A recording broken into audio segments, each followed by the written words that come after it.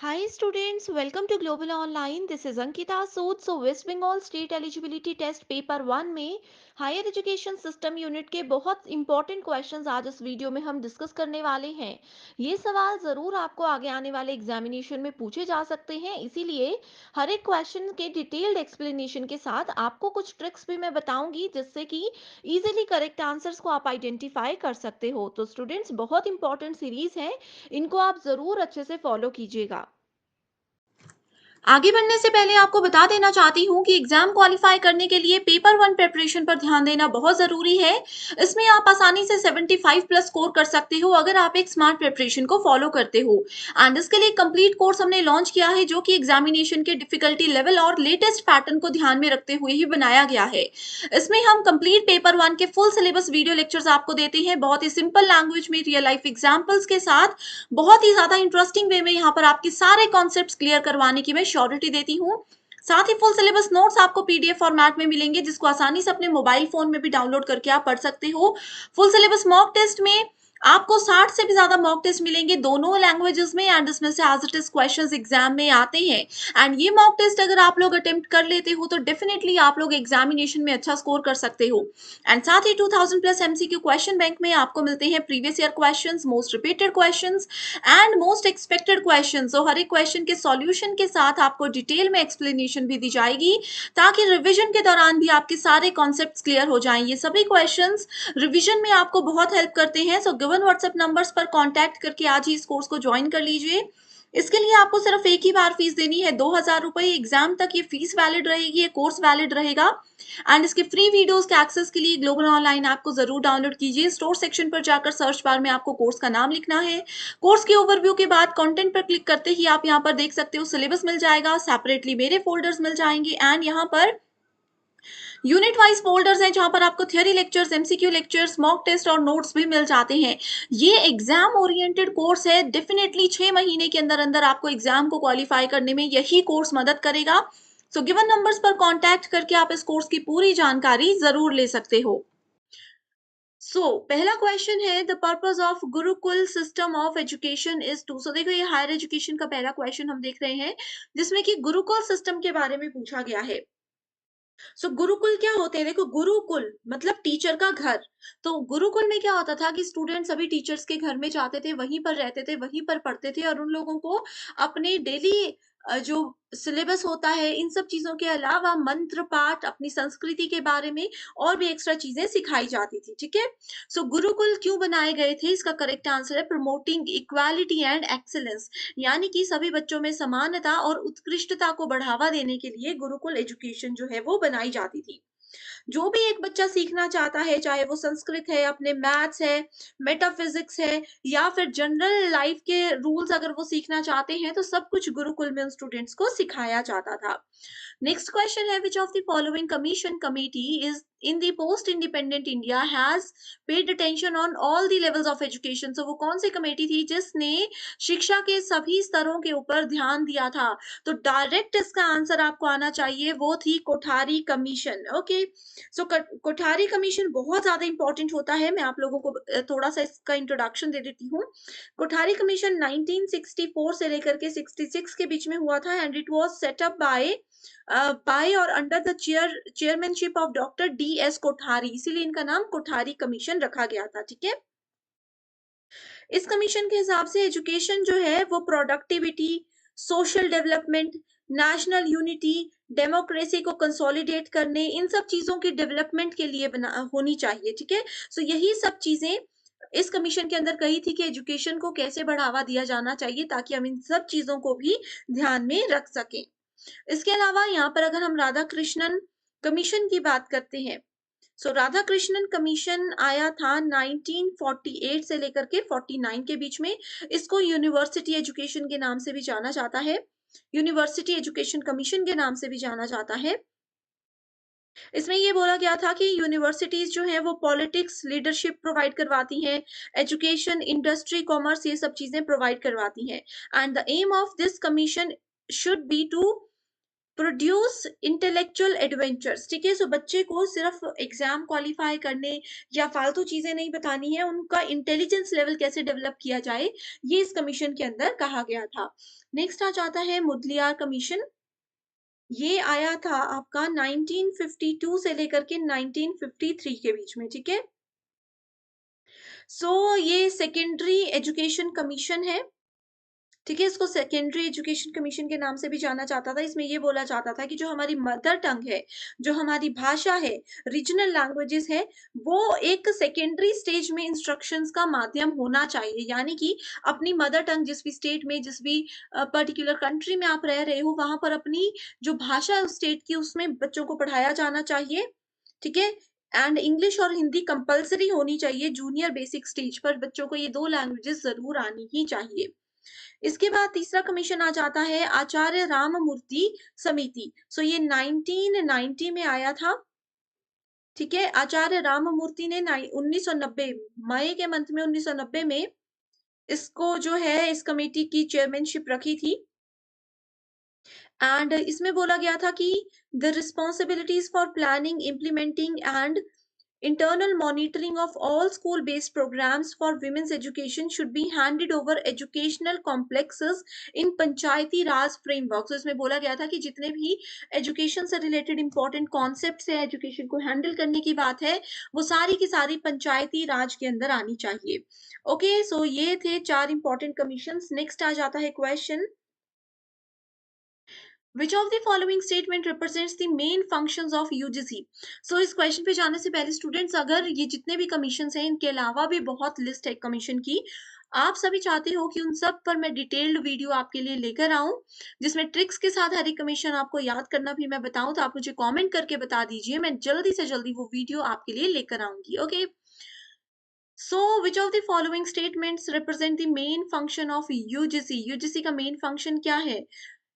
Correct answer पर जाते हैं, वो है रिकॉग्निशन ऑफ इंस्टीट्यूशंस, यानी कि संस्थानों की मान्यता प्रोवाइड करवाना। दूसरा है maintenance of quality and standard, जो एजुकेशन की क्वालिटी है, जो उनका मानक है, जो स्टैंडर्ड है, जो गुणवत्ता है, उसको मेंटेन करके रखना। और लास्ट है गिविंग ग्रांट्स टू इंस्टीट्यूशंस, इसका नाम ही बोलता है यूनिवर्सिटी ग्रांट कमीशन, यानी कि यूनिवर्सिटीज और इंस्टीट्यूशंस को ये ग्रांट प्रोवाइड करवाने में मदद करता है। ओके, यूनिवर्सिटीज के बीच में, यूनिवर्सिटी एजुकेशन के बीच में जो कोऑर्डिनेशन होता है, वो भी ये हमें प्रोवाइड करवाता है। इंस्टीट्यूशन को रिकॉग्निशन देता है। सेंट्रल और स्टेट गवर्नमेंट की जो एडवर्टाइजिंग होती है, एडवर्टीजमेंट होती है रिलेटेड टू यूनिवर्सिटी एजुकेशन, वो सब ये प्रोवाइड करवाता है। Next question is The main aim of faculty recharge scheme of UGC was to, UGC के द्वारा एक स्कीम बनाई गई थी जिसका नाम था फैकल्टी रिचार्ज, ठीक है? फैकल्टी रिचार्ज प्रोग्राम क्या बोलता था? The UGC had initiated this remedial program of faculty recruitment after taking recognizance of the decline in research output। देखो, रिसर्च में जो आउटपुट होती है, रिसर्च का जो फाइनल रिजल्ट्स होते हैं, वो कहीं ना कहीं बहुत लो जा रहे थे, बहुत डाउन जा रहे थे हमारी कंट्री में। इसी चीज को लेकर के ये पॉलिसी बनाई गई, ये स्कीम बनाई गई, फैकल्टी रिचार्ज स्कीम, ठीक है? इसमें यही इन्होंने चेक करना था कि फैकल्टी की जो शॉर्टेज हो रही है, ठीक है? और जो डिक्लाइन आ रहा है रिसर्च के फील्ड में, उसको कैसे हम लोग कवर अप करें।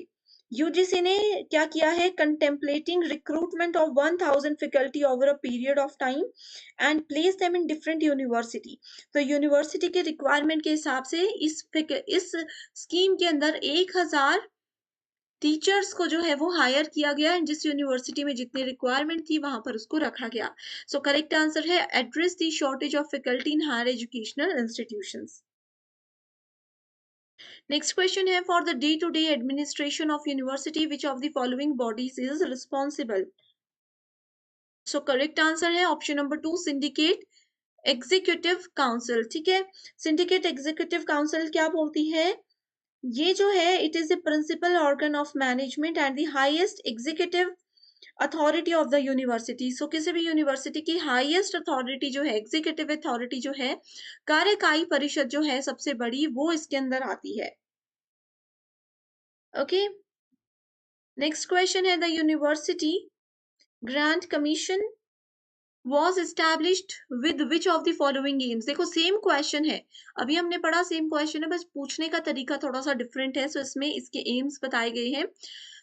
रिसर्च और डेवलपमेंट को हायर एजुकेशन में प्रमोट करना, identifying and sustaining institutions of potential learning, ठीक है। सो पोटेंशियल लर्निंग जो होती है हायर एजुकेशनल इंस्टीट्यूशन में, उसको आइडेंटिफाई और सस्टेन करना, यानी कि उसको लंबे समय तक रखना, बनाए रखना किसी चीज को, ठीक है।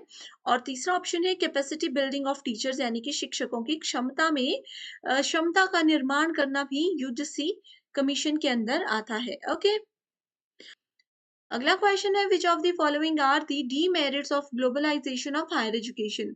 सो उच्च शिक्षा के वैश्वीकरण के क्या क्या दोष हैं, ठीक है। सो इसमें दोष अगर देखें तो पहला है promotion of elitism in education, यानी कि शिक्षा में अभिजात्य वर्ग को बढ़ावा देना, जो पर्टिकुलर जाति, पर्टिकुलर यहाँ पर सेक्शन कैटेगरी को बढ़ावा दिया जाता है, वो यहाँ पर बोला गया है कि डीमेरिट्स है, जिसकी वजह से इंडियन हायर एजुकेशन जो है वो उसके ग्लोबलाइजेशन नहीं हो पा रहा है, वैश्वीकरण नहीं हो पा रहा है। दूसरा ये है कमोडिफिकेशन ऑफ हायर एजुकेशन। तीसरा है increase in the cost of education, ठीक है। ग्लोबल करिकुलम को यहाँ पर एक्सप्लोजर नहीं दिया जा रहा। अगर ये दे दिया जाता तो क्या होता, तो बहुत एक अच्छे लेवल पर हम लोग हायर एजुकेशन को अपने पहुंचा सकते थे। नेक्स्ट क्वेश्चन है which of the following are the objectives of Rashtriya Uchchatar शिक्षा अभियान। फुल फॉर्म एग्जाम में आ सकती है। रूसा की फुल फॉर्म है राष्ट्रीय उच्चतर शिक्षा अभियान। एक होमवर्क क्वेश्चन मैंने ये दे दिया, बताइए कि रूसा को कब लॉन्च किया गया और इसके करंट चेयरमैन कौन है, एग्जाम में क्वेश्चन आ सकता है, ठीक है। इसके ऑब्जेक्टिव्स में है to improve overall quality of state institution, अपने जो राज्य संस्थान है उन सबकी क्वालिटी, उन सबकी गुणवत्ता जो है एजुकेशन की, उसको इम्प्रूव करना। To ensure adequate availability of quality faculty, यानी कि जो आपके पास टीचर है वो एक अच्छी क्वालिटी के टीचर हैं, उसकी अवेलेबिलिटी है या नहीं वो चेक करना। और तीसरा है to create new institutions through upgradation of existing autonomous colleges. So देखो इसका यही मतलब है कि जो पुराने कॉलेजेस हैं उनको थोड़ा सा अपग्रेड करके क्या करना, नए इंस्टीट्यूशंस को भी बनाना, नए कॉलेजेस को भी स्टार्टअप करना। तो ये सब चीजें रूसा के अंदर आती है, ये इसके ऑब्जेक्टिव्स हैं। नेक्स्ट क्वेश्चन है the grounds on which discrimination in admission to education institutions is constitutionally prohibited, यानी कि जिन आधारों पर शिक्षण संस्थानों में प्रवेश में भेदभाव संवैधानिक रूप से निषेध है, कहाँ पर है। रिलीजन के आधार पर, क्या धर्म के आधार पर एडमिशंस का कोई चक्कर होता है, बिल्कुल होता है। सेक्स के आधार पर होता है, बिल्कुल होता है, कि कौन मेल है कौन फीमेल है, किस तरह से आपका जेंडर है वो यहाँ पर आता है। प्लेस ऑफ बर्थ, ठीक है, नेशनैलिटी का इतना है, प्लेस ऑफ बर्थ अगर आ गया तो इसका मतलब है नेशनैलिटी को भी वहां पर काउंट किया जा रहा है। Which of the following are the goals of higher education of India. Higher education जो है, उच्च शिक्षा जो है, उसको इंडिया में और बढ़ावा देने के लिए कौन कौन से गोल्स उन्होंने सेटअप करके रखे हैं। एक्सेस का मतलब है कि सब लोग कहीं से भी कभी भी उस एजुकेशन का, बेस्ट एजुकेशन का बेनिफिट उठा सकते हैं। इक्विटी, सबको बराबर का अधिकार मिलेगा। क्वालिटी और एक्सेलेंस, गुणवत्ता और उत्कृष्टता। उसके बाद आ जाता है रिलेवेंस, यानी कि रिलेटेड, जो आपके एम से, आपके ऑब्जेक्टिव से रिलेटेड चीजें हैं। लास्ट है वैल्यू बेस्ड एजुकेशन, की जो एजुकेशन आपको दी जा रही है वो एक्चुअल में आपके लिए वैल्यूएबल हो, उसका बेनिफिट आप लोगों के लिए हो। कंपल्सरी और फ्री एजुकेशन फिलहाल इनका गोल नहीं है। Okay, next question is public order as an item in the constitution figures. संविधान में एक मद के रूप में लोक व्यवस्था निम्नलिखित में से किस में है, वो स्टेट की लिस्ट में है। इस तरीके के क्वेश्चन स्टूडेंट्स अगर आप लोगों के पास ना बहुत समय है तो ही आप पढ़िएगा, अदरवाइज इसमें समय वेस्ट करने की जरूरत नहीं है। हायर एजुकेशन में अगर मैं आप लोगों को बताऊं तो जितने भी कमीशंस है वो आपको आने चाहिए, जितनी भी यूनिवर्सिटीज है, एंशियंट इंडियन यूनिवर्सिटीज है, ठीक है, जैसे कि बहुत सारी यूनिवर्सिटीज के नाम है, वो सब आपको पता होने चाहिए, कमीशंस पता होने चाहिए। इसमें आप लोगों को करंट अफेयर्स के बारे में पता होना चाहिए। एनईपी 2020 जो है उसका पुराना डेटा और लेटेस्ट करंट अफेयर्स उसमें क्या चल रही हैं ये आपको पता होना चाहिए। यहाँ से श्योर क्वेश्चन एग्जाम में आपको आते हैं। ओके, नेक्स्ट क्वेश्चन है which of the following core values among the institutions of higher education are promoted by NAAC. NAAC की फुल फॉर्म है national assessment and accreditation council ये क्या करती है? राष्ट्रीय मूल्यांकन और प्रत्यायन परिषद है, मूल्यांकन देती है यूनिवर्सिटीज को, क्रेडिट प्रोवाइड करवाती है यूनिवर्सिटीज को। ओके, सो करेक्ट आंसर है option number 3, that is contributing to national development. NAAC का सबसे मेजर ऑब्जेक्टिव ये है कि वो नेशनल डेवलपमेंट के लिए कंट्रीब्यूट करता है। Inculcating inculcating a value system among students and teacher, एक मूल्य प्रणाली को जो है टीचर और स्टूडेंट्स के बीच में बनाना इसकी एक रिस्पॉन्सिबिलिटी है। Promoting the optimum utilization of the infrastructure, यानी कि बुनियादी ढांचे के इष्टतम उपयोग को बढ़ावा देना। ओके, सो ये है करेक्ट आंसर। सो स्टूडेंट्स, ये अभी हम फटाफट रिवीजन कर रहे हैं, ठीक है, क्योंकि एग्जाम में कम टाइम बाकी है। सो आप लोगों को ये वीडियो बहुत मदद करेगी अगर आप लोगों के कॉन्सेप्ट्स क्लियर हैं। अगर कॉन्सेप्ट क्लियर नहीं है तो डिटेल्ड वीडियो हर एक टॉपिक पर हमने बनाई है। डिटेल्ड वीडियो इन्हीं एमसीक्यूज पर भी है, आप वो भी देख सकते हो। Which of the following statements about Indian political system are correct? So इसके अकॉर्डिंग करेक्ट स्टेटमेंट है the supreme court is the guardian of the constitution. ठीक है, जो सुप्रीम कोर्ट होती है, ठीक है, सर्वोच्च न्यायालय जो है वो संविधान का संरक्षक है। ओके, सो ये करेक्ट आंसर है, बाकी सब गलत है। सो सुप्रीम कोर्ट क्या है? यस, एक टॉपिक ये भी आपको याद रखना है। यूजीसी हो गया, जैसे कि यूजीसी कब बना, कहाँ बना, कौन चेयरपर्सन है, क्या इनके गोल्स हैं, क्या टारगेट है, ये सब चीजें आपको पता होनी चाहिए। ठीक है, अपनी कॉन्स्टिट्यूशन के बारे में पता होना चाहिए, लेकिन उसमें क्या होता है कि हर एक शिफ्ट में क्वेश्चन नहीं पूछा जाता उस टॉपिक में से। Which of the following statements explain the concept of gross enrollment ratio? So gross enrollment ratio का मतलब होता है total number of students divided by total number of children not admitted to the institution. छात्रों की कुल संख्या को संस्थान में भर्ती नहीं किए गए बच्चों की कुल संख्या से विभाजित करना। The report of which of the following education commission carries the subtitle Education for National Development? ठीक है, राष्ट्रीय विकास के लिए शिक्षा, ये किसने बोला था? ये बोला था मुदलियार कमीशन ने। नेक्स्ट क्वेश्चन है विच ऑफ द, देखो यहाँ पर कितने सारे कमीशन के नाम है। Calcutta university education commission, Radha Krishnan commission, आप लोग पढ़ लीजिए, डिटेल में मैं बता चुकी हूँ।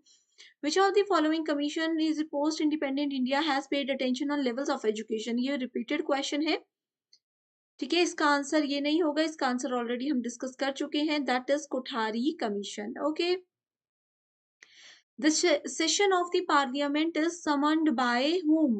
So it was summoned by the speaker of lok sabha, lok sabha के जो अध्यक्ष हैं उनके द्वारा ये आहूत किया जाता है। स्वयं रेफर्स टू, स्वयं से क्वेश्चन 100% एग्जाम में आएगा, ये टॉपिक कॉमन है टीचिंग एप्टीट्यूड यूनिट में, उसके बाद ये आपका आईसीटी में भी आता है और हायर एजुकेशन में भी आता है। ठीक है, study webs of active learning for young aspiring minds, young aspiring minds के लिए एक्टिव लर्निंग के वेब्स का अध्ययन करना। वैसे हिंदी मीडियम स्टूडेंट्स भी अगर यही इंग्लिश में डेफिनेशन फुल फॉर्म इसकी देख लेंगे तो आप लोगों के लिए इजी हो जाएगा। ओके, नेक्स्ट क्वेश्चन है भारत के दूरस्थ शिक्षा के बारे में निम्नलिखित में से कौन से कथन कथन बिल्कुल सही है? सो वो है correct answer option number 2, that is it supplements formal education, बिल्कुल सही है। ठीक है, करेक्ट बोला है, डिस्टेंस एजुकेशन के लिए फॉर्मल एजुकेशन का एक पूरक है, एक सप्लीमेंट है। दूसरा बोला जाता है it replaces the formal education, बिल्कुल सही। देखो, ये उसका सप्लीमेंट भी है और उसको रिप्लेस भी करता है। It enhances the access to education, distance education का ये फायदा होता है कि आप कहीं पर भी बैठकर कैसे भी कहीं से भी अपनी एजुकेशन, बेस्ट एजुकेशन की एक्सेस कर सकते हो। ठीक है, बहुत सारे बच्चे, बहुत सारे लोग ऐसे होते हैं जो कि एजुकेशन के लिए कहीं दूर नहीं जा पाते, तो उनके लिए ये डिस्टेंस एजुकेशन एक बेस्ट ऑप्शन है। नेक्स्ट क्वेश्चन है which of the following are statutory bodies, यानी कि संविधिक निकाय कौन कौन से हैं? तो पहला तो है यूजीसी यूनिवर्सिटी ग्रांट कमीशन और दूसरा है एआईसीटीई यानी कि all India council for technical education. देखो स्टूडेंट्स, एग्जाम में ना ये क्वेश्चन को उल्टा घुमा करके भी पूछा जा सकता है। आपको पूछा जाएगा कि क्या यूनिवर्सिटी ग्रांट कमीशन, विश्वविद्यालय अनुदान आयोग जो है, ये एक स्टेट्यूटरी बॉडी है या फिर नहीं है? तो यही चीजें होती हैं, तभी मैं आप लोगों के लिए क्विक रिवीजन एमसीक्यूज में प्रीवियस ईयर क्वेश्चंस लेकर आती हूँ, ताकि आपको एक आइडिया हो जाए कि कैसे क्वेश्चंस आते हैं एंड उन्हीं क्वेश्चंस को घुमा के कैसे पूछा जाता है, ठीक है? अगला क्वेश्चन है, which one of the following reports address the academic technical and administrative problems of examination system. So ये है report on standards of educational system, जो कि 1965 में आया था। सर्जेंट रिपोर्ट भी पढ़कर जाइएगा, हाँ तो कमीशन भी थोड़ा थोड़ा पढ़ लीजिएगा। एग्जाम में क्योंकि कम टाइम है, अगर आप लोगों ने पढ़ी है ये चीजें तो रिवीजन जरूर कीजिएगा। अगर बिल्कुल भी नहीं पढ़ी है अभी तक तो आपको फिर जाने की भी आई थिंक जरूरत नहीं है, पीवाई यूज कर लीजिए, काफी होगा। ओके, नेक्स्ट है, which of the following statements are correct in respect of NITI Aayog. NITI Aayog के रिगार्ड में कौन सी स्टेटमेंट बिल्कुल ट्रू है? सो ये क्या है, ये ना तो एक कॉन्स्टिट्यूशनल बॉडी है, ना ही ये संवैधानिक निकाय है, और ना ही ये एक वैधानिक निकाय है। और दूसरा है, it is a think tank, ये एक थिंक टैंक है। ठीक है, सो देखो स्टूडेंट्स, यहाँ से ही पता चल रहा है या तो ए और बी दोनों ऑप्शंस होते या फिर सी होता, ये एक साथ नहीं हो सकते थे कभी भी। ठीक है, नेक्स्ट क्वेश्चन अक्टूबर 2022 में पूछा गया था, poor analysis in historical research is due to.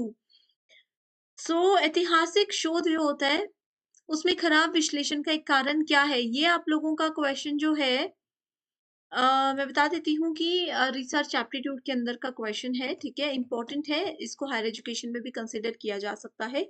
Answer आप इसका यहाँ पर देख सकते हो। नेक्स्ट क्वेश्चन है, who among the following establishes the Central Hindu Girls School at Banaras with the objective of imparting Western education of girls? So इसका correct answer क्या है? Annie Besant. ठीक है, so higher education system unit से हमारा आज का पहला क्वेश्चन है, which of the following statements are correct about national advisory council. So NAC के हिसाब से यहाँ पर करेक्ट स्टेटमेंट कौन सी है? सो हमारे पास दो चीजें होती है, एक होता है एनएसी, एक होता है एनएएसी। दोनों में बहुत ज्यादा डिफरेंस होता है। अभी हम एनएसी की बात करते हैं, नेक्स्ट क्वेश्चन में हम एनएएसी की बात करेंगे। ठीक है, ये एक नेशनल एडवाइजरी काउंसिल है। ओके, नेशनल एडवाइजरी काउंसिल है जिसमें कि टोटल 14 मेंबर्स होते हैं, एंड इन 14 मेंबर्स को कौन चूज करता है? ये प्राइम मिनिस्टर जो है हमारे देश के नरेंद्र मोदी जी, वो इसको सेलेक्ट करते हैं। एंड इन 14 मेंबर्स के पैनल में कौन कौन होते हैं? इसमें सिविल सोसाइटी पीपल भी आपको मिलेंगे, अकेडमिशियंस में मिलेंगे, अटर्नीज भी आपको यहाँ पर मिलते हैं। इन सबको मिला करके ये मेंबर की कमेटी बनाई जाती है, एंड इनका काम क्या होता है कि गवर्नमेंट जितने भी लॉज बनाती है, ठीक है, जितने भी लॉज गवर्नमेंट क्रिएट करती है उनको कैसे असिस्ट करना है, उनको कैसे हैंडल और मैनेज करना है, ये इनकी रिस्पॉन्सिबिलिटी होती है। सो यहाँ पर अगर हम देखें, so national advisory body, national advisory council एक स्टेट्यूटरी बॉडी नहीं है। प्राइम मिनिस्टर जो है ये मेंबर्स को सिलेक्ट करते हैं, लेकिन ये इसकी अध्यक्षता नहीं करते। It facilitates constant interaction with leaders of civil society. मैंने आपको बताया कि सिविल सोसाइटी के जो लोग हैं उनके साथ ये डायरेक्ट कांटेक्ट में होते हैं, सो ये करेक्ट आंसर है। It provide policy and legislative inputs to government of India. So जितनी भी पॉलिसीज हैं, लेजिस्लेटिव इनपुट्स हैं, विधायी इनपुट होते हैं, वो सब ये गवर्नमेंट ऑफ इंडिया को प्रोवाइड करवाते हैं, इसमें उनकी मदद करते हैं। तो करेक्ट आंसर है option number D, that is 3 and 4। Next question है, which of the following are regulatory bodies within department of higher education in the ministry of human resource development in central government. ठीक है, so central government में ministry of human resource development यानी कि MHRD जो होता है, उसमें department of higher education में रेगुलेटरी बॉडीज कौन कौन सी है? सो ऑप्शंस पर और करेक्ट आंसर पे जाने से पहले मैं आपको पूछ रही हूँ, ये होमवर्क क्वेश्चन है, कमेंट करके इसका आंसर मुझे बताइए। होमवर्क क्वेश्चन ये है कि जिसको एमएचआरडी अभी तक हम बोल रहे हैं, ministry of human resource development बोल रहे हैं, इसका अभी नया नाम रख दिया गया है, तो इसका न्यू नेम क्या है? डेफिनेटली आपको एग्जाम में देखने को मिलेगा, तो कमेंट करके जरूर मुझे बताइए। ठीक है, सो करेक्ट आंसर यहाँ पर है यूजीसी, एआईसीटीई और डीईसी। अब यहाँ पर तो मैंने बता दिया, इसकी फुल फॉर्म भी आपको जानना बहुत जरूरी है। तो सबसे पहले हम यूजीसी की बात करें, यूजीसी की फुल फॉर्म होती है university grant commission. UGC net examination आपको पता है, उसमें यूजीसी जो बोल रहे हैं वो यही है, यूनिवर्सिटी ग्रांट कमीशन। ठीक है, उसके अलावा यूनिवर्सिटी ग्रांट कमीशन जो है ये एक रेगुलेटरी बॉडी है, जैसे कि क्वेश्चन में कहा गया है। उसके अलावा आता है AICTE। ये क्या है? इसकी फुल फॉर्म है all India council for technical education. जितने भी टेक्निकल एजुकेशन है, जितने भी टेक्निकल कोर्सेज हैं, उनकी पूरी जानकारी के लिए AICTE उनको पूरा हैंडल करने की रिस्पॉन्सिबिलिटी इसी की होती है। नेक्स्ट है DEC, distance education council. Distance education के बारे में आपने जरूर सुना होगा, तो ये डिस्टेंस एजुकेशन काउंसिल होता है। नेक्स्ट आ जाता है NUEPA। इसका मतलब है national university of educational planning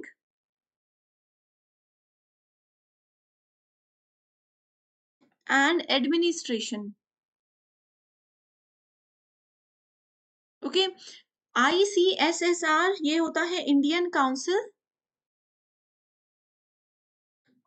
council of social science research.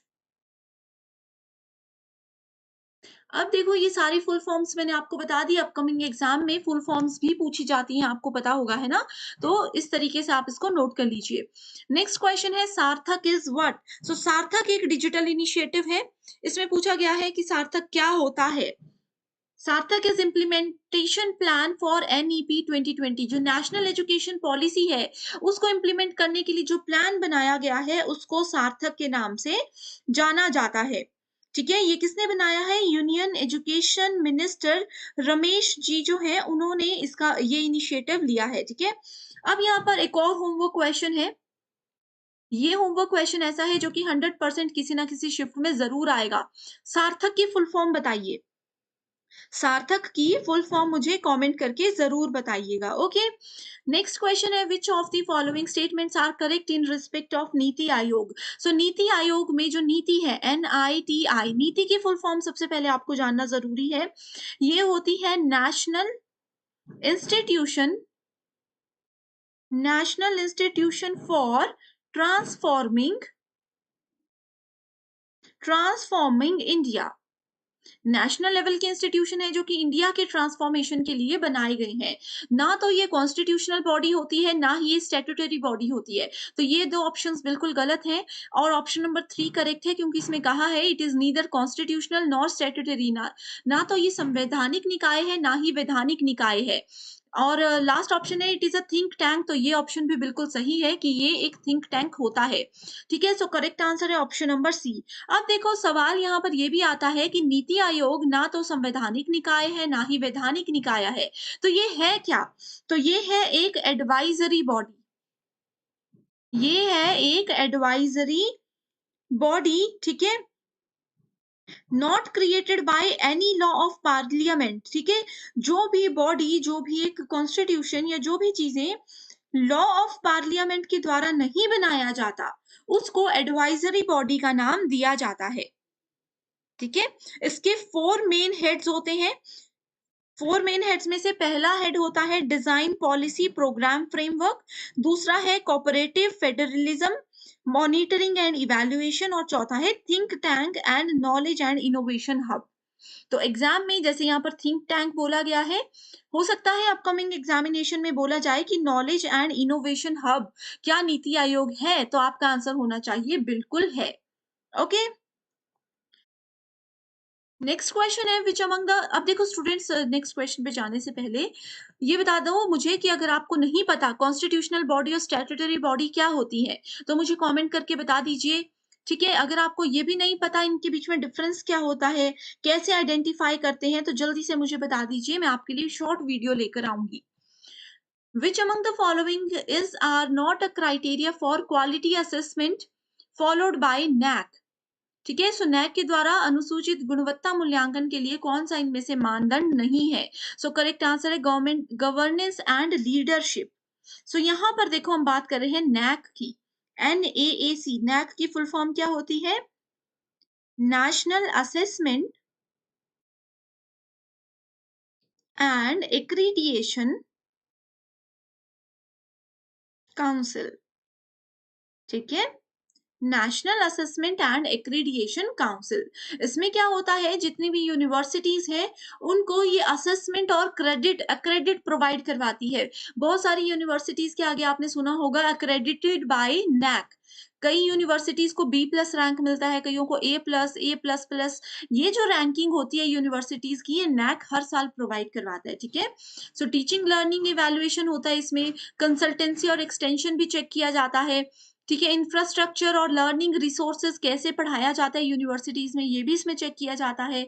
Recruitment of teaching professionals, ये भी इसमें चेक की जाती है। सिर्फ सिर्फ इसमें शासन और नेतृत्व के बारे में नहीं ध्यान दिया जाता, इन पॉइंट्स को चेक यहाँ पर नहीं किया जाता। ओके, आपकी जो टीचिंग लर्निंग है, इंफ्रास्ट्रक्चर है, कॉलेज आपको क्या क्या चीजें प्रोवाइड करवा रहा है, बच्चों की कितने लेवल पर प्लेसमेंट होती है, ये सब चीजें यहाँ पर चेक की जाती हैं। देखो फुल फॉर्म देख सकते हो। नेक्स्ट क्वेश्चन है, during the Vedic period the higher level of education had specialized curriculum. So Vedic period में क्या यूज किया जाता था, इसमें गुरुकुल शिक्षा दी जाती थी, है ना। गुरुकुल शिक्षा मैं आप लोगों को बता चुकी हूँ। सो वैदिक पीरियड में गुरुकुल शिक्षा जो दी जाती थी, उसमें क्या होता था, टीचर के घर पे जाकर के बच्चे रहते थे और वहीं पर टीचर उनको पढ़ाते थे। तो स्पेशलाइज्ड करिकुलम होता था जिसमें उनको philosophy, grammar, language, literature, astronomy, logic, ये सब चीजें सिखाई जाती थी। मॉरल वैल्यूज, मॉरल लेसन्स यहाँ पर बच्चों को सिखाए जाते थे। स्क्रिप्चुअल सिखाई जाती थी, वैदिक लिटरेचर सिखाया जाता था, वेदों पुराणों के बारे में पढ़ाया। अगला क्वेश्चन है, which initiative focuses on improving the quality of education at school level in India. So school level की एजुकेशन जो है इंडिया में, उसकी क्वालिटी को इम्प्रूव करने के लिए एक इनिशिएटिव लिया गया है जिसका नाम है स्टार्स, ठीक है। हिंदी में इसको सितारे नहीं कहा जाता, स्टार्स ही कहा जाता है। ओके, स्टार्स की फुल फॉर्म है strengthening teaching learning and resulting for states.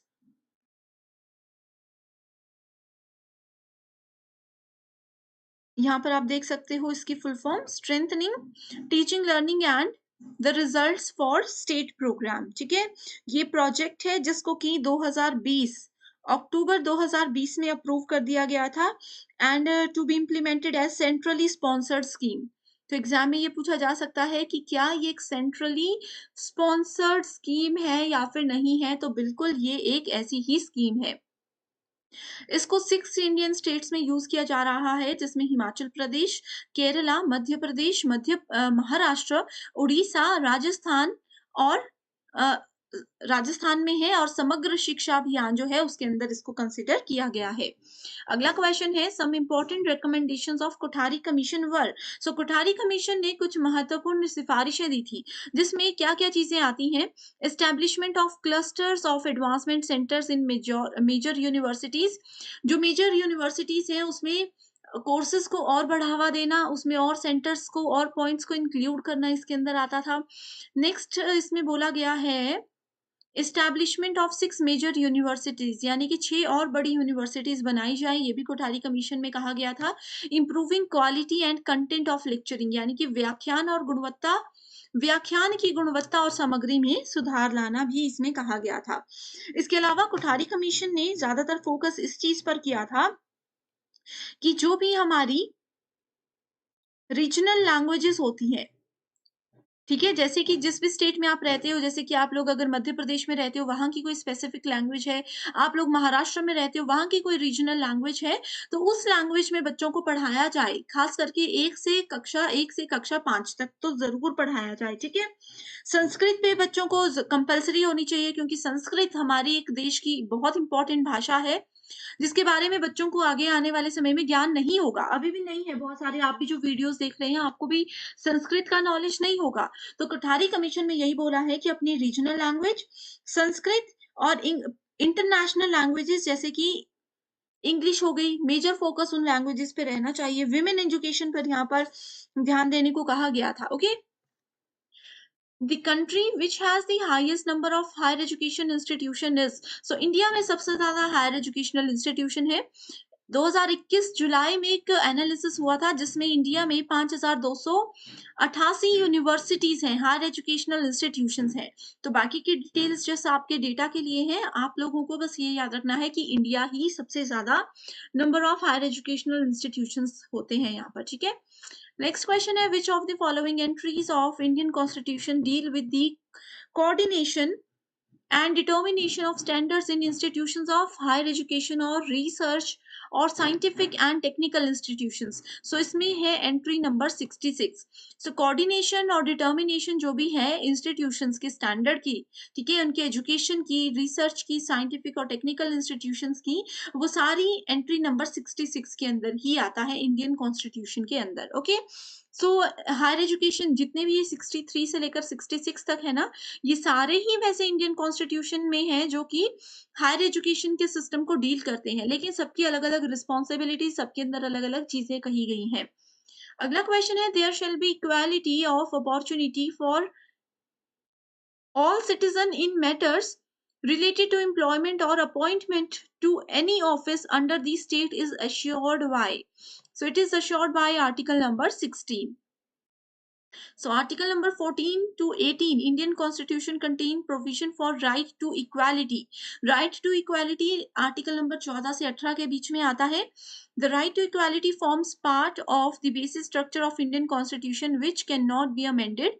it is one of the 6 fundamental rights which is provided to citizen of India by the constitution। so 6 fundamental rights में से एक बहुत important right ये भी है, right to equality, की सबको एक बराबर का अधिकार मिलना चाहिए, चाहे वो एजुकेशन से रिलेटेड है, चाहे किसी भी चीज से रिलेटेड है।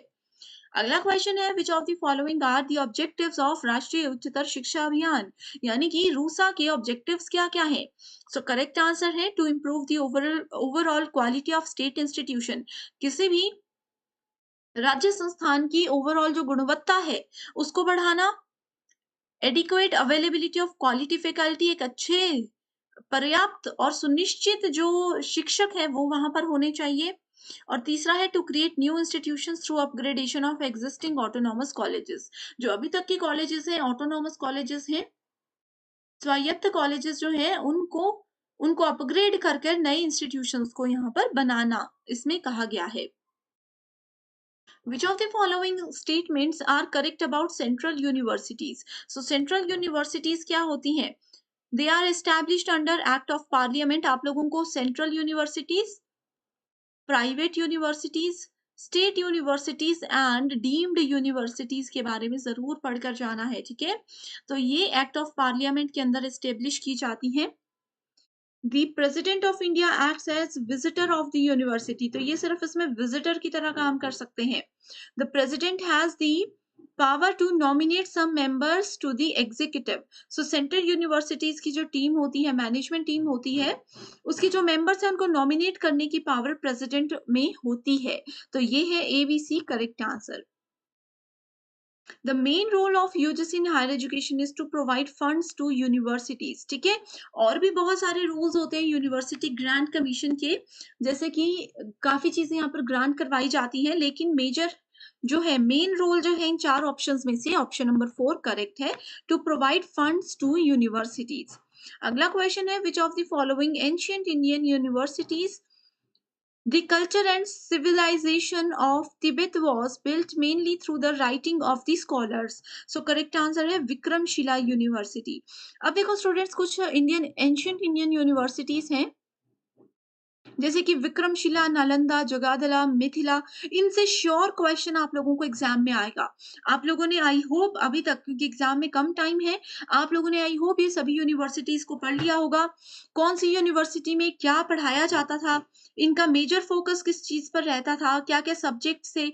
अगर आप सबने आई होप ये सब पढ़ लिया है, अगर नहीं पढ़ा है अभी भी, तो मुझे कॉमेंट करके बता दीजिए, मैं इस पे एक सेपरेट वीडियोज लेकर आऊंगी जिसमें ट्रिक्स के साथ आपको बताऊँगी कि ये पॉइंट्स को कैसे याद रखना है। तो मुझे कमेंट करके लिख दीजिए कि यूनिवर्सिटीज़ पे वीडियो मैं बना दूँ, ओके? नेक्स्ट क्वेश्चन है the ancient Indian university known as the chief centre for advanced and specialised studies in Nyaya और logic was. So it was Mithila university. देखो 4 यूनिवर्सिटीज़ के नाम यहाँ पर भी हैं। ऑलरेडी वैसे तो हम डिस्कस कर चुके हैं, नहीं देखे हैं वो वीडियोज़, तो आप मुझे जल्दी बता दीजिएगा, okay? Next is which of the following commission or committee in the post-independent India has paid attention at all the levels of education? So levels हर एक education के level पर कोठारी कमीशन ने ध्यान दिया है। Identify the Niti Aayog 3-year action agenda items related to the field of higher education. Autonomy direct answer पर ही जाती हैं। Autonomy for top colleges, शीर्ष कॉलेजों के लिए स्वायत्तता ये प्रोवाइड करवाता है। Reform of the regularity system, regulatory system, and establishing 3 system of project and scholar specific research grants, okay?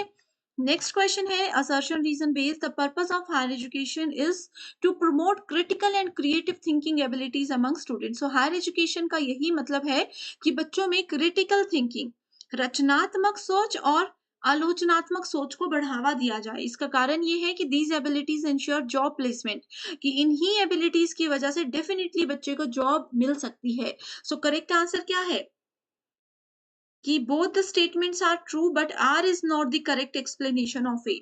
ठीक है, अगर बच्चा क्रिटिकल और क्रिएटिव थिंकिंग रखता है तो हायर एजुकेशन का रोल ये है, बिल्कुल सही है।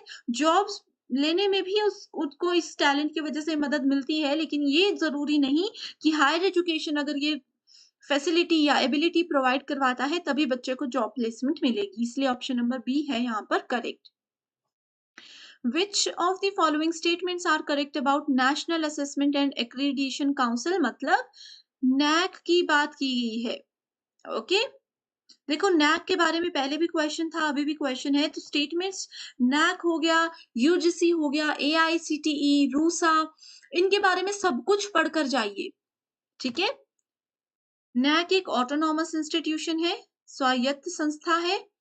It is tasked with responsibility of assessing and accrediting institution of higher education। ठीक है, तो ये इसके नाम से पता चल रहा है, असेसमेंट और क्रेडिट प्रोवाइड करवाना इनकी रिस्पॉन्सिबिलिटी है।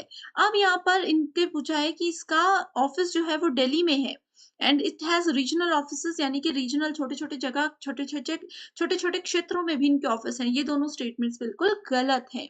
अब मुझे बताइए कि नैक जो है, ये जो काउंसिल है, इनका हेड ऑफिस कहाँ है? कमेंट करके बताइएगा, एग्जाम में जरूर आएगा।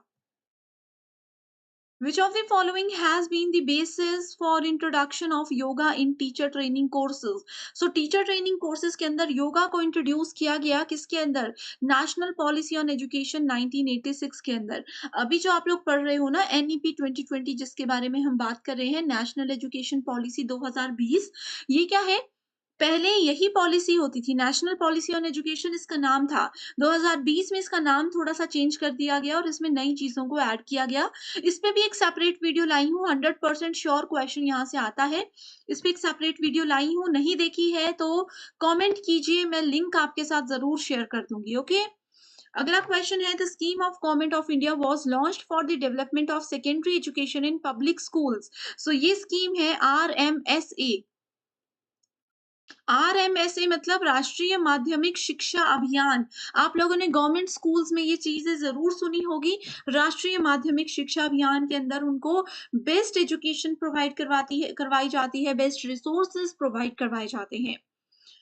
एनएमईआईसीटी की फुल फॉर्म क्या है? इसकी फुल फॉर्म है national mission on education through information and communication technology, यानी कि ये एक राष्ट्रीय मिशन है। राष्ट्रीय मिशन है जिसमें कि वो शिक्षा पर ध्यान दे रहे हैं एंड शिक्षा में ICT, information and communication technology, हमें पता होना चाहिए कि इंटरनेट, लेटेस्ट टेक्नोलॉजी का यूज करके अपनी एजुकेशन को कैसे बेहतर बनाया जा सकता है, ये सब चीजें इसके अंदर बताई जाती हैं, कवर की जाती हैं। Which of the following emphasized that education needs to be managed in an atmosphere of utmost intellectual rigors, seriousness of purpose and of freedom essential for innovation and creativity. So correct answer है option number B, that is national policy on education 1986। हमारा पहला question है, some of the most notable universities that evolved during the ancient period in India were situated at. So Bharat में प्राचीन काल में विकसित हुई कुछ यूनिवर्सिटीज है, उनके नाम आपके सामने गिवन है। आपको बताना है कि कौन कौन सी यूनिवर्सिटीज उस कैटेगरी में आती है। पहला ऑप्शन है Takshashila, Vikramashila, Jagaddala, Odantapuri and Nalanda. So 5 universities के नाम है। आई होप आपने ये नाम जरूर सुने होंगे। वीडियो को पॉज कीजिए एंड करेक्ट आंसर को यहाँ पर सेलेक्ट कीजिए। सो करेक्ट आंसर होगा option number 1, that is ABCDE। ये जितनी भी यूनिवर्सिटीज हैं सारी की सारी प्राचीन काल के दौरान की इंडियन फेमस यूनिवर्सिटीज हैं। इसके अलावा और भी कुछ यूनिवर्सिटीज हमारे पास आती हैं, जैसे कि पहली है शारदा पीठ। ठीक है, पहली है शारदा पीठ, दूसरी है कश्मीर समस्त, तीसरी यूनिवर्सिटी है पुष्पगिरी विहारा। नेक्स्ट आ जाती है विक्रमपुर बिहारा। ठीक है, सो ये कुछ यूनिवर्सिटीज हैं जिनके नाम आप लोगों को याद रखने हैं। So next question is, in the context of vocational education competency level 8 as per NSQF is equivalent to what. तो अगर हम लोग वोकेशनल एजुकेशन की बात करें, सो वहां पर NSQF के अंडर अगर किसी स्टूडेंट को कॉम्पिटेंसी लेवल 8 के अंदर माना जाता है, तो वो कौन से डिग्री के इक्विवेलेंट होगा, ये इसमें पूछा गया है। तो क्या वो डॉक्टरल डिग्री यानी कि PhD डिग्री के बराबर होगा, अंडर ग्रेजुएट, डिप्लोमा या मास्टर डिग्री। तो सबसे पहले देखो स्टूडेंट्स, मैं आपको बता देती हूँ कि जो भी स्टूडेंट्स NSQF लेवल 8 से लेकर के लेवल 10 के बीच में एनरोल होते हैं किसी भी मास्टर डिग्री के लिए या फिर किसी भी रिसर्च डिग्री के लिए, उनको जनरल लेवल पर मास्टर डिग्री के इक्विवेलेंट माना जाता है। करेक्ट। सो ये बहुत इंपॉर्टेंट क्वेश्चन है, एग्जाम में जरूर आ सकता है। Next question is statement based question है। in India increasing access to higher education has been constrained by low completion rates at secondary education stage। तो बहुत ही सिंपल से स्टेटमेंट बोली है कि भारत में जो हायर एजुकेशन की इंस्टीट्यूशंस है उनकी बढ़ती पहुंच, यानी कि लोग हायर एजुकेशनल इंस्टीट्यूशंस में इजीली पहुंच रहे हैं, उनकी ये इजीली एक्सेस जो हमारे सेकेंडरी एजुकेशन है यानी कि माध्यमिक शिक्षण के जो स्टेज है उन पर कम पूर्णता दर से बाधित हुए हैं। एंड इसकी स्टेटमेंट 2 बोलती है कि 2030 तक all multi disciplinary higher education institutions will be close down. So इसकी वजह से ये आइडिया लगाया जा रहा है कि 2030 तक जितने भी मल्टी डिसिप्लिनरी इंस्टीट्यूशंस हैं, यानी कि वो बड़े बड़े यूनिवर्सिटीज इंस्टीट्यूट्स जहां पर सभी तरह के कोर्सेज करवाए जाते हैं, वो जल्दी ही बंद हो जाएंगे। ये इस क्वेश्चन में पूछा गया है। तो आपको क्या लगता है करेक्ट आंसर क्या होगा, जल्दी से कमेंट करके बताइए। तो इसका करेक्ट आंसर है option number 3, that is statement 1 बिल्कुल ट्रू है, बट स्टेटमेंट 2 बिल्कुल फॉल्स है। 2030 तक ऐसा कुछ भी नहीं होने वाला, या फिर कभी भी हायर एजुकेशनल इंस्टीट्यूशंस बंद नहीं हो सकते, क्योंकि इनकी डिमांड ज्यादा है। एक ही जगह पर स्टूडेंट्स को बहुत से कोर्सेज का बेनिफिट मिलता है इनमें। करेक्ट। सो यूनिवर्सिटी, इसमें मैं आप लोगों को बता देती हूँ कि फर्स्ट स्टेटमेंट में क्या बोला गया है। University grant commission is primary governing body, जो भी इस लेवल पर बेसिकली काम करती है। ठीक है, and it is also constrained by low completion rates at the secondary education stage. ये जो बोला गया है ये स्टेटमेंट बिल्कुल ट्रू है यूजीसी के स्टेटमेंट के अकॉर्डिंग। करेक्ट। एंड वहीं अगर हम लोग स्टेटमेंट 2 की बात करें, सो इसमें न्यू नेशनल एजुकेशन पॉलिसी यानी कि NEP 2020 के बारे में आपने जरूर सुना होगा। इसमें उन्होंने क्या किया है, इसमें उन्होंने मल्टीपल मेजरली फोकस किया है मल्टी डिसिप्लिनरी कोर्सेज के ऊपर। अगर आप लोगों ने NEP के बारे में अभी तक नहीं पढ़ा है तो आप मुझे कमेंट कर दीजिए कि इस पे सेपरेट वीडियो मैं आपके लिए लेकर आऊं। Next question is, which university in India was first to throw all university examinations open to girls? So कौन सी वो इंडियन ऐसी यूनिवर्सिटी है जो कि यूनिवर्सिटी एग्जामिनेशन गर्ल्स के लिए बिल्कुल ओपनली करवाने वाली है? Punjab university, Calcutta university, Savitri by Phule university या फिर बॉम्बे यूनिवर्सिटी? बहुत इजी क्वेश्चन है, बहुत इजी क्वेश्चन है। सो इसका करेक्ट आंसर क्या होगा? Correct answer is option number 4, that is Bombay university. Okay. तो first university to admit female student. आप लोगों के लिए एक होमवर्क क्वेश्चन है, ठीक है, कि पहली इंडियन कौन सी यूनिवर्सिटी है फीमेल को जिन्होंने पहली फीमेल को एडमिशन दिलवाई थी। ऑप्शंस में से ही कोई करेक्ट आंसर है, जल्दी से मुझे कमेंट करके उसको बता दीजिएगा, ठीक है। Next question is broad parameters adopted by national institution ranking framework. ये देखो स्टूडेंट्स, एनआईआरएफ जो है बहुत ही ज्यादा इंपॉर्टेंट फ्रेमवर्क है। इसका जो भी हर साल का डेटा आता है ना, वहां से क्वेश्चंस आते हैं कि NIRF national institutional ranking framework में कौन सी यूनिवर्सिटी ने टॉप किया है इंडिया में, पूरे वर्ल्ड में। इस तरह से हर एक चीज पूछी जाती है, ठीक है। तो ब्रॉड पैरामीटर्स जो कि एनआरआईएफ के द्वारा अडॉप्ट किए जाते हैं वो कौन से हैं? Teaching learning resources, graduation outcomes, outreach and inclusivity, peer perception या फिर low carbon footprint. Okay, so correct answer यहाँ पर क्या होगा? Option number 1, that is ABCD only. Low carbon footprint यहाँ पर नहीं होगा, बाकी सारे के सारे ऑप्शंस बिल्कुल करेक्ट है। अब देखो, ब्रॉड पैरामीटर्स को फोकस रखने के लिए एक ट्रिक होती है जो कि है TRGOP। TRGOP, टी का मतलब होता है टीचिंग लर्निंग रिसोर्सेस, आर का मतलब होता है रिसर्च प्रोफेशनल्स। यहाँ पर ऑप्शन में नहीं है लेकिन नोट कर लीजिए, आर से होता है research professional practice and collaborative performance, जो भी रिसर्च के लिए लोग आगे बढ़ते हैं। जी से आ जाता है ग्रेजुएशन आउटकम्स, ओ से आ जाता है outreach and inclusivity, and P से क्या आता है? परसेप्शन। पी फॉर परसेप्शन, ठीक है। सो इस तरह से आप लोगों ने इसको याद रखना है। Next question is, in India, much of the central government expenditure on general higher education is routed through what? So it is routed through, correct answer is UGC। तो हमने आपको फर्स्ट क्वेश्चन में भी बताया कि हायर एजुकेशन में जितने भी उसको क्रेडिट देना, उसको फंडिंग देना या उसको संभालने का जो भी काम होता है वो यूनिवर्सिटी ग्रांट कमीशन के अंडर ही आता है। Okay, so central government expenditure on general higher education is routed through University Grant Commission, and ये किस एक्ट के अंदर आता है? ये under section 2F UGC act के अंदर आता है। Next question is, according to current estimate, the gross enrollment ratio in higher education in India is around 27%, which is expected to be increased to how many percent by the end of 2035?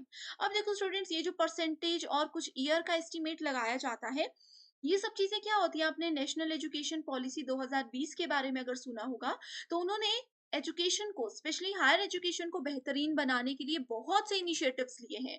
And उन्हीं initiatives में उन्होंने कुछ agenda set किए हैं, कुछ target set किए हैं कि 2023 तक हम अपनी एजुकेशन को यहाँ पर पहुंचाएंगे, 2030 तक हमारा एजुकेशन सिस्टम वहां तक पहुंच जाएगा। इस तरह से चीजों को डिवाइड किया जाता है। ओके, सो इसमें कितना बताया गया है? इसमें 50% का एक एवरेज ये मान करके चले हुए हैं, इसको आपने डायरेक्टली याद रखना है। According to National Education Policy, Government of India envision increasing enrollment by 50%।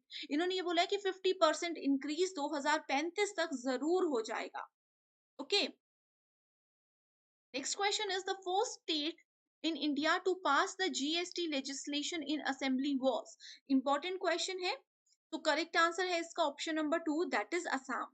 तो असम है ये, इसमें इन्होंने क्या किया? जो जीएसटी है, जीएसटी का मतलब क्या होता है? गुड्स एंड सर्विस टैक्स, ठीक है। ये क्या है? इनडायरेक्ट टैक्स है, इंप्लीमेंटेड इन इंडिया। कब इंप्लीमेंट किया गया था जीएसटी? ये आप लोगों के लिए, चलो स्टूडेंट्स, मैंने एक और होमवर्क क्वेश्चन दे दिया जो कि एग्जाम के लिए इंपॉर्टेंट है। क्वेश्चन ये है कि इंडिया में जीएसटी कौन से ईयर, कौन सी डेट को लागू किया गया था, ठीक है। सो फर्स्ट स्टेट इंडिया में है असम, करेक्ट। एंड पूरे वर्ल्ड में फर्स्ट कौन सी कंट्री है जिसने जीएसटी को इंप्लीमेंट किया था? वो कंट्री है फ्रांस। तो ये भी आपको याद रखना है। Next question is, the finance bill has to be passed by parliament within how many days of its introduction? Within how many days of its introduction, ठीक है। सो यहाँ पे करेक्ट आंसर है 75 डेज। तो फाइनेंस बिल की अगर बात करें तो इसमें पार्लियामेंट को सिर्फ 75 डेज का टाइम दिया जाता है। Finance bill can be introduced only in Lok Sabha, तो फाइनेंस बिल को सिर्फ और सिर्फ लोकसभा में ही इंट्रोड्यूस या फिर प्रेजेंट किया जाता है। However the Rajya Sabha can recommend amendments to the bill. इस बिल की जितनी भी अमेंडमेंट्स है उसकी रिकमेंडेशन जो है वो राज्यसभा दे सकती है, लेकिन प्रेजेंटेशन इसकी लोकसभा में ही होती है। Next question is which of the following states do not have bicameral legislature. Bicameral legislation की यहाँ पे बात की गई है। सो करेक्ट आंसर होगा यहाँ पर मध्य प्रदेश। ठीक है, उसी के साथ अगर हम लोग स्टूडेंट्स यहाँ पर एक क्वेश्चन ये भी पूछा जा सकता है, यूनी कैमरल स्टेट लेजिस्लेचर क्या हो सकता है। ठीक है, इसमें क्या हो सकता है, only it has only one house to make a law. Unicameral में सिर्फ एक ही हाउस होता है जो कि लॉ बनाने में मदद करता है। ओके, तो इसी के साथ नेम्स ऑफ 6 स्टेट्स जिसके पास बाय कैमरल लेजिस्लेशन है। एक तो हमने मध्य प्रदेश बता दिया, उसके अलावा और क्या क्या है, आंध्र प्रदेश है, बिहार है, Karnataka, Maharashtra, Telangana and Uttar Pradesh. Next question is how many members represent the state of Uttar Pradesh in Lok Sabha. Lok Sabha में उत्तर प्रदेश के कितने मेंबर्स जो हैं वो स्टेट को रिप्रेजेंट करते हैं। Correct answer is option number 3, that is 80। इसमें आपको ज्यादा कुछ नहीं, बस इतना सा ही याद रखना है। ओके, तो next question is the country which has the highest number of higher educational institution, most important. कौन सी कंट्री में उच्च शिक्षा संस्थानों की नंबर सबसे ज्यादा है। करेक्ट आंसर है इंडिया। इंडिया में ही ये सबसे ज्यादा है। India has most number of universities in the world. चाहे हायर एजुकेशन की बात करें और ओवरऑल बात करें तो इतने ही है। अकॉर्डिंग टू डेटा, अगर हम लोग जुलाई 2021 की बात करते हैं, उसके बाद ये एनालिसिस अभी चल रहा है, फाइनल नहीं हुआ है। जुलाई 2021 की अगर बात करते हैं तो इंडिया में 5288 टोटल यूनिवर्सिटीज थी। Okay, next question is Uttar Pradesh university of medical sciences is situated at what? Itawa. Correct. Next question is which of the following entries of the Indian constitutions deal with coordination and determination of standards in institutions for higher education or research or scientific and technical institution। बिल्कुल basic question है। Correct answer आ जाएगा यहाँ पर option number 4, that is entry 66। ठीक है, entry 66 आपको directly याद रखना है। How many members of Rajya Sabha can be nominated by the president of India. ये एक प्रीवियस ईयर क्वेश्चन है जो कि एग्जाम में बार बार पूछा जा सकता है। ठीक है, इसमें क्या पूछा है, कितने मेंबर्स होते हैं राज्यसभा के जो कि प्रेसिडेंट ऑफ इंडिया के द्वारा नॉमिनेट किए जा सकते हैं। तो वो होता है करेक्ट आंसर 12। ये किस आर्टिकल के अंदर आता है, आर्टिकल नंबर 80। कॉन्स्टिट्यूशन में आर्टिकल नंबर 80 के अंदर ये बताया गया है। ठीक है, next question is NSQF organizes qualification according to series of levels of what. यहाँ पर करेक्ट आंसर है option number 1, knowledge, skills and aptitude sorry. Okay, so ये 3 चीजें इसके अंदर आती है। एंड इसमें अगर टोटल लेवल्स की बात करें तो टोटल 10 लेवल्स होते हैं। ठीक है, हर एक लेवल की अपनी रिस्पॉन्सिबिलिटीज होती हैं, लेकिन मेजर फोकस उनका नॉलेज, स्किल्स और एप्टीट्यूड पर ही होता है। Next question is which country has a flexible constitution. कौन सी कंट्री का कॉन्स्टिट्यूशन सबसे ज्यादा लचीला है, फ्लेक्सिबल है, जो कि सबको इजीली समझ में आ जाता है एंड सब उसको एक्सेप्ट भी इजीली करते हैं, कोई डाउट नहीं होता। करेक्ट आंसर है UK, United kingdom. Okay, flexible constitution है इसमें, जो कि कोडिफाइड और अनरिटन है, यानी कि इसको कहीं पर भी लिखा नहीं गया है। वो समय आने पर जरूरत के हिसाब से चीजें यहाँ पर बदली जा सकती हैं। अगला क्वेश्चन है which of the following universities in ancient India attend celebrity as the seat of both Brahminical and Buddhist learning during the time of सिद्ध नागार्जुना। बहुत ही ज्यादा इंपॉर्टेंट क्वेश्चन है, डायरेक्ट आंसर है इसका श्रीधन्य घटक। ठीक है, इसमें कुछ भी नहीं समझना, डायरेक्ट एज इट इज इसकी डेफिनेशन यहाँ पर दी गई है, ये यूनिवर्सिटी का नाम है। अब देखो स्टूडेंट्स, जैसे कि पहले हमने डिस्कस किया था, अगर आपने पुराने सेशंस देखे होंगे तो नालंदा, तक्षशिला, विक्रमशिला, इस तरह की यूनिवर्सिटीज पर यूजीसी नेट पेपर 1 में ज़्यादा क्वेश्चंस आते थे। लेकिन अब जैसे यहाँ पर आप देख सकते हो धर्मगांजा, श्रीधन्य कटक, ठीक है? इस तरह की जो यूनिवर्सिटीज़ हैं जिनके नाम शायद आपने सिलेबस में भी नहीं देखे होंगे, बट इम्पोर्टेंट यूनिवर्सिटीज़ हैं, किसी सब टॉपिक के अंदर आती हैं। अब एनटीए उस तरह के क्वेश्चंस पूछता है। तो ये थोड़ा-सा हायर एजुकेशन के डिफिकल्ट लेवल के क्वेश्चंस हैं जो कि ज़रूर एग्ज़ाम में आएँगे ही आएँगे। The term hermeneutics is drawn from, hermeneutics जो टर्म है वो कौन से सब्जेक्ट से रिलेटेड है? Sociology, theology, anthropology, economics. आप में से कोई भी स्टूडेंट्स अगर इन 4 सब्जेक्ट डोमेन में से बिलॉन्ग करते हो एंड पेपर 1 की तैयारी अभी कर रहे हो, आपको ज़रूर पता होगा, आपने ज़रूर सुना होगा कि ये है थियोलॉजी। बहुत से स्टूडेंट्स होंगे जिनको ये पता होगा, करेक्ट? सो इस तरह से कुछ कुछ टर्म्स आती हैं, लेकिन इस तरह के टॉपिक्स पर स्टूडेंट्स एक्सपेक्टेड हम इसको मान सकते हैं, लेकिन ज़्यादा समय मत लगाइए क्योंकि बहुत बड़ा टॉपिक है एंड एक क्वेश्चन किसी एक सीरीज में एनटीए पूछ सकता है। Following are the characteristics of non conventional learning. तो गैर पारंपरिक अधिगम की निम्नलिखित में से क्या विशेषताएं हैं? टीचर ओरिएंटेड होता है वो, यानी कि जो शिक्षक बोले, जो शिक्षक का मन है, जैसा वो चाहे वो पढ़ा सकते हैं। It is for improvement of quality, education की क्वालिटी की बात की गई है। Cost effective, it is link to employment and it is on campus, यानी कि सिर्फ ये परिसर में ही, कॉलेज कैंपस में ही हो सकता है। सो करेक्ट आंसर क्या है? Option number 2, that is B, C and D only. Okay, so I hope students ये concepts आपके clear हो चुके हैं। Next question is the curriculum construction in Indian education is mostly influenced by। तो जो भी करिकुलम बनाया जाता है, जो भी पाठ्यक्रम बनाया जाता है, वो किससे हम इन्फ्लुएंस होकर के बनाते हैं? Correct answer is constitutional provisions.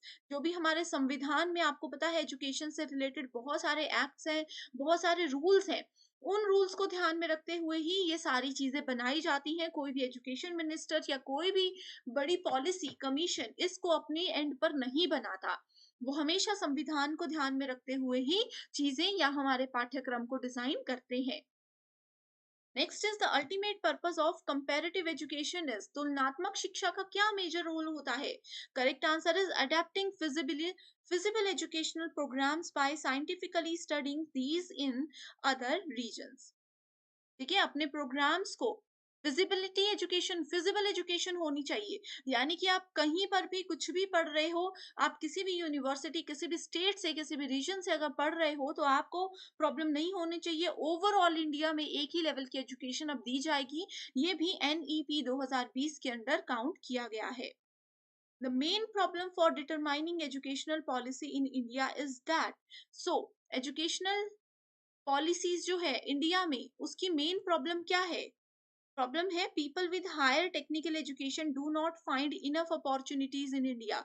बहुत से लोग ऐसे हैं जिन लोगों को नॉलेज बहुत है, स्किल्स बहुत है, लेकिन उनको जॉब अपॉर्चुनिटीज प्रॉपर नहीं मिलती सीखने के लिए। अगर किसी को मान लीजिए पर्सन को बचपन से टेक्निकल नॉलेज बहुत है या किसी और चीज का नॉलेज बहुत है, उसको वैसा प्लेटफॉर्म नहीं मिल पाता कि वो अपनी उन्हीं स्किल्स को शोकेस कर सके एंड कुछ बड़ा बना सके। Correct? In India we are facing a problem of quantitative growth of higher education. So इसका बेस्ट सॉल्यूशन क्या है? इसका बेस्ट सॉल्यूशन है provide alternative opportunity for lifelong learning. सिर्फ अपना बेसिक करिकुलम नहीं होना चाहिए, इसके अलावा कि बच्चे को अगर नॉलेज है, स्किल्स है, वो आगे जा करके लाइफ लॉन्ग लर्निंग करें कि जीवन भर उनको वो मदद हो, ऐसी एजुकेशन की यहाँ पर जरूरत है। Next question is which of the following bodies grant funds for higher education. Higher education को फंड्स कौन कौन देता है? देखो अभी हमने डिस्कस किया था, 2 बार क्वेश्चंस ये आ गए थे। करेक्ट आंसर है यूजीसी, तो इसमें आना ही था। उसके बाद स्टेट गवर्नमेंट भी फंड देती है एंड सेंट्रल गवर्नमेंट के अंदर जो भी चीजें आती हैं वो भी यूनिवर्सिटीज को फंड्स देती हैं, ताकि एजुकेशन अच्छे से हो सके, बच्चों को पूरी सुविधा, पूरी फैसिलिटीज मिल सके। पेपर 1 के साथ-साथ पेपर 2 प्रिपरेशन पर भी फ़ोकस कीजिएगा। एग्ज़ाम ओरिएंटेड वे में कंप्लीट स्टडी मटेरियल हम आपके लिए लेकर आए हैं, जिसमें आपको फुल सिलेबस नोट्स और एमसीक्यूज़ मिलेंगे। इसमें आपको previous year questions, most repeated questions और एक्सपेक्टेड क्वेश्चंस हम देते हैं, जिसमें से as it is questions her bar exam में पूछे जाते हैं। ये स्टडी मटेरियल ना सिर्फ एग्ज़ाम क्वालीफाई करने में आपको मदद करता है, बल्कि इसके बाद इंटरव्यू को क्वालीफाई करने में भी आपको बहुत हेल्प करेगा। सो सब्जेक्ट्स की लिस्ट आपके सामने है, इसमें से अपना पेपर 2 सब्जेक्ट सेलेक्ट कीजिए एंड गिवन व्हाट्सएप नंबर्स पर कॉन्टैक्ट करके आप इसको आज ही जॉइन कर सकते हो। इसके लिए आपको सिर्फ एक ही बार फीस देनी है, ₹1280। एंड मैं आपको श्योरिटी देती हूँ कि जब तक एग्ज़ाम क्लियर नहीं हो जाता, इंटरव्यू क्लियर नहीं हो जाता, तब तक आप इसका बेनिफिट उठा सकते हो। So thank you so much everyone for watching this video and I wish you all the very best.